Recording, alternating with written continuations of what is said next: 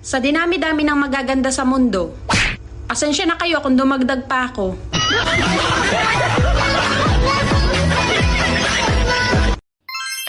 Sana maging maganda naman ako kahit isang araw lang. Wow! Ang hirap kasi pag araw-araw eh.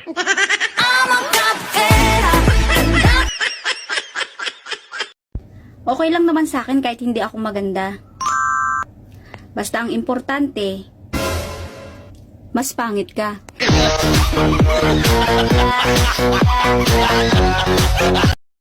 Beshi, Beshi! Uy, Beshi! Kumusta ka? Okay naman ako.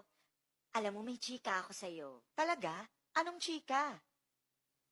May isang maganda na nagkwento ng bitin. Alam mo kung anong nangyari? O anong nangyari?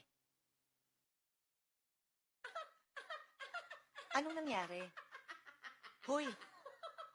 Ah? Ang kapal ng mukha.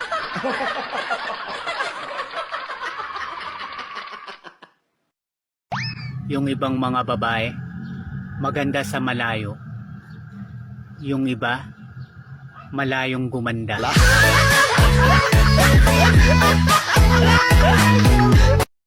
Noon, kapag maganda, liligawan agad.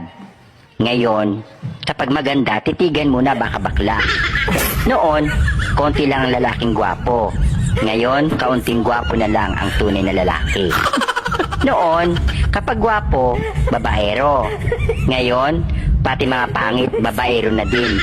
Minsan choosy pa ang kakapal ng muka. Noon, hintayin bumilog ang buwan bago magpakasal. Ngayon, hintayin bumilog ang tiyan bago magpakasal. May nagsabi, huwag daw ako maarte. Hindi daw ako maganda. Oh, ikaw din naman.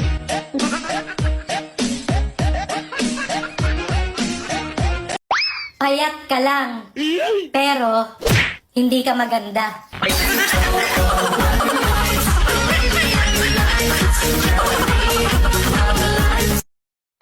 Alam nyo, ang dami talaga nagsasabi na magaganda ang lahi namin. Hindi naman ako makakatanggi. May ebidensya eh. Karamihan sa mga magaganda, bingi. Ha? Pwedeng pakiulit? Hoy, huwag kang magbingi-bingihan dyan. Hindi ka maganda.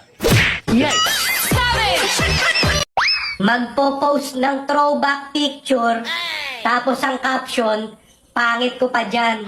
Bakit? Maganda ka na ba ngayon?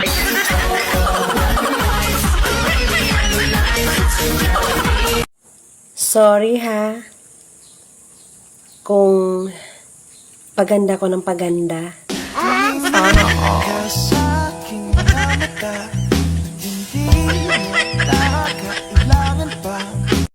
Hala, kadalasan daw niloloko ngayon yung mga magaganda.